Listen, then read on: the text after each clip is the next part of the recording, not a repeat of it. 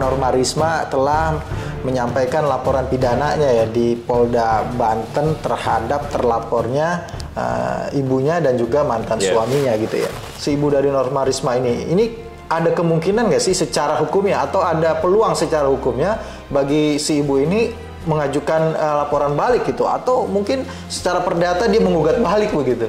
Nah, dalam perkara ini tentunya potensi itu sangat besar, Bang. Kenapa? Kan idealnya adalah sebelum dia menyampaikan ke publik, artinya menggunakan kata-kata entah itu perzinahan, selingkuh dan seterusnya, dia harus mengujinya secara hukum.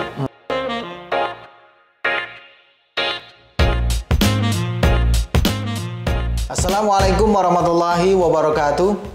Kembali lagi di YouTube channel Halo Pengacara. Apa kabarnya sahabat Halo Pengacara? Semoga baik-baik saja ya. Dan pada kesempatan kali ini kembali Halo Pengacara akan memberikan informasi dan juga ulasan hukum terkait dengan isu yang sedang viral di masyarakat yang menjadi perbincangan hangat baik di media massa maupun di media sosial. Bersama Bang Nasrullah Nasution kita akan membahas terkait dengan perkembangan laporan dari Norma Risma di Polda Banten. Tapi sebelum kita melanjutkan video ini, jangan lupa bagi sahabat Halo Pengacara untuk memberikan like dan juga meninggalkan komen pada video ini. Dan jangan lupa subscribe YouTube channel Halo Pengacara. Ya, Bang Nasrullah, ini kan kemarin kita sudah memberikan informasi ya bahwa Norma Risma telah menyampaikan laporan pidananya ya di Polda Banten terhadap terlapornya ibunya dan juga mantan suaminya gitu ya. Ini yang terbaru ini kan kita juga kemarin sudah memberikan ulasan terkait dengan ada kemungkinan juga Norma Risma akan mencabut laporan ya. Ini kan kemarin kita sampaikan bahwa pertama ya bagaimanapun abang bilang ini ibunya begitu ya. Terus yang kedua bahwa dia pernah menyatakan tidak tega begitu kan terhadap ibunya gitu, kalau bisa melapor satu orang aja satu orang saja gitu ya. Yang ketiga itu abang mengatakan kemarin ada pernah muncul di media itu bahwa ada semacam kesepakatan gitu ya, kesepakatan dari Norma Risma dan juga suaminya untuk menyelesaikan perkara ini melalui jalur perceraian begitu ya Bang. Ini kan perkembangannya kan memang belum dipanggil ya para terlapor itu ya. Ini kan yang abang lihat ini ada nggak sih sebenarnya potensi kemungkinan ada laporan balik nih ya? Karena yang pertama kan pernah si mantan suami itu kan melaporkan ya walaupun katanya juga dicabut begitu ya. Nah, untuk si ibu ini sendiri sebenarnya Bang, si ibu dari Norma Risma ini ada kemungkinan nggak sih secara hukumnya atau ada peluang secara hukumnya bagi si ibu ini mengajukan laporan balik gitu, atau mungkin secara perdata dia menggugat balik begitu? Ya, terima kasih Bang Heri ya. Memang ya dalam perkara manapun ya, tidak hanya terlepas dari perkara ini, ada potensi-potensi atas suatu upaya hukum, tentunya ada potensi juga untuk ada laporan balik ya. Nah, laporan balik itu terkait dengan apa? Hal-hal bisa jadi berkaitan dengan apa yang dilaporkan atau hal yang di luar apa yang dilaporkan. Nah, dalam perkara ini tentunya potensi itu sangat besar Bang. Kenapa? Kan idealnya adalah sebelum dia menyampaikan ke publik, artinya menggunakan kata-kata entah itu perzinahan, selingkuh dan seterusnya, dia harus mengujinya secara hukum. Kan gitu ya istilahnya ya.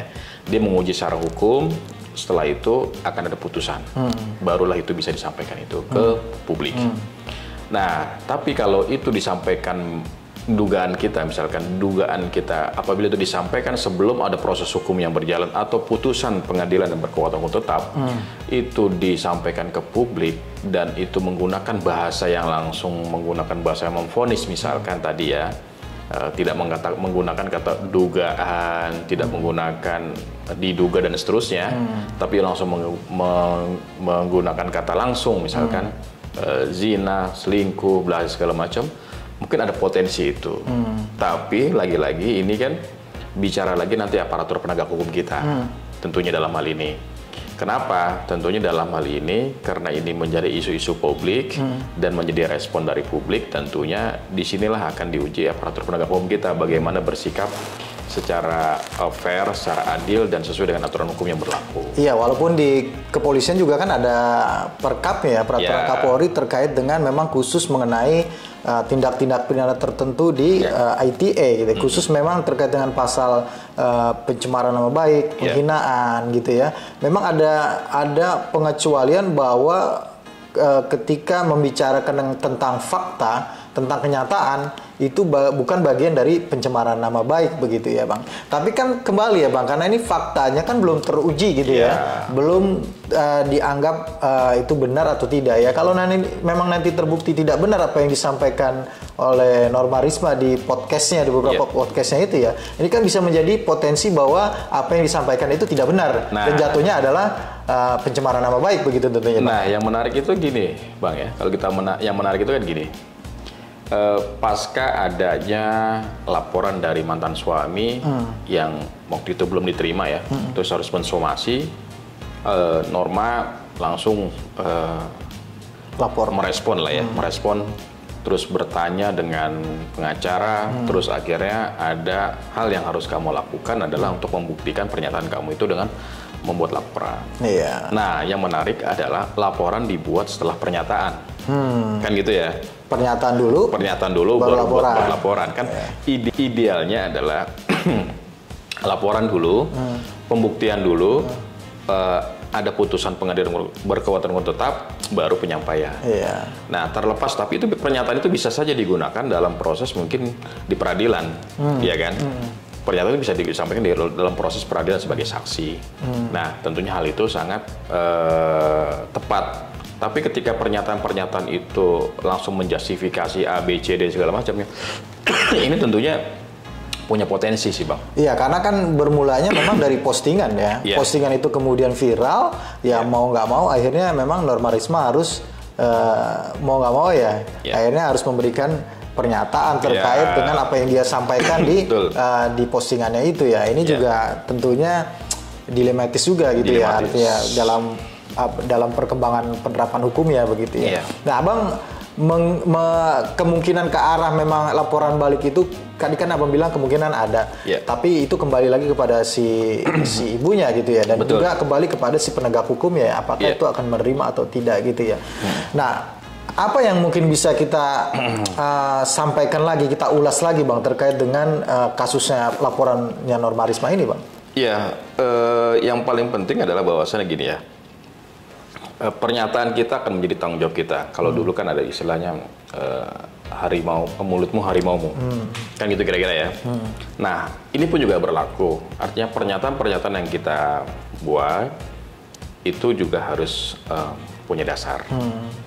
Ketika dasar itu kuat dan jelas, tentunya tidak akan jadi persoalan. Tapi ketika dasar itu berdasarkan asumsi, katanya, gitu ya, beda halnya.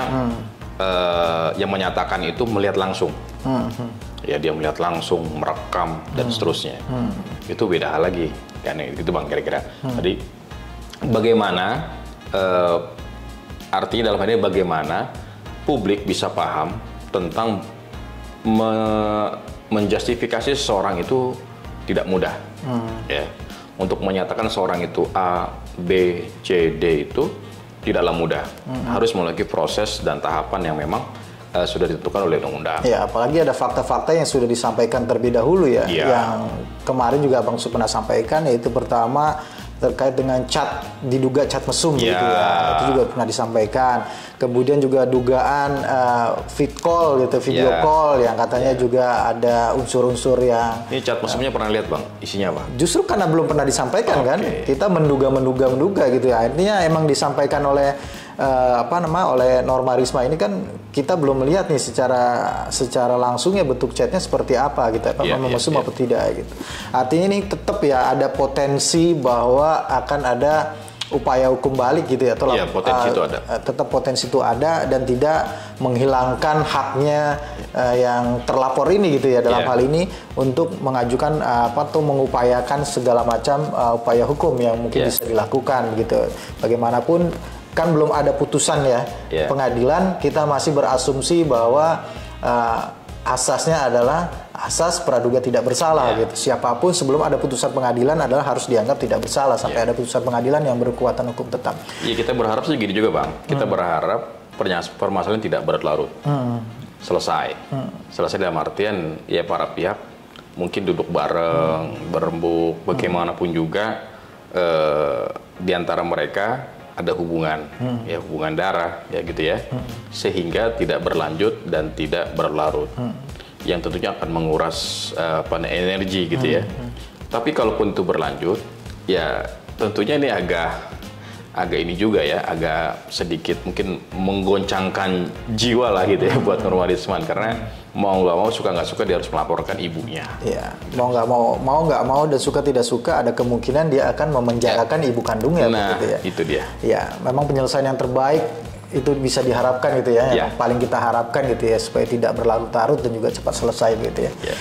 Ya, terima kasih Bang Nasrullah atas ulasannya pada kesempatan kali ini, dan juga terima kasih kepada sahabat Halo Pengacara yang sudah menyaksikan video ini sampai dengan selesai.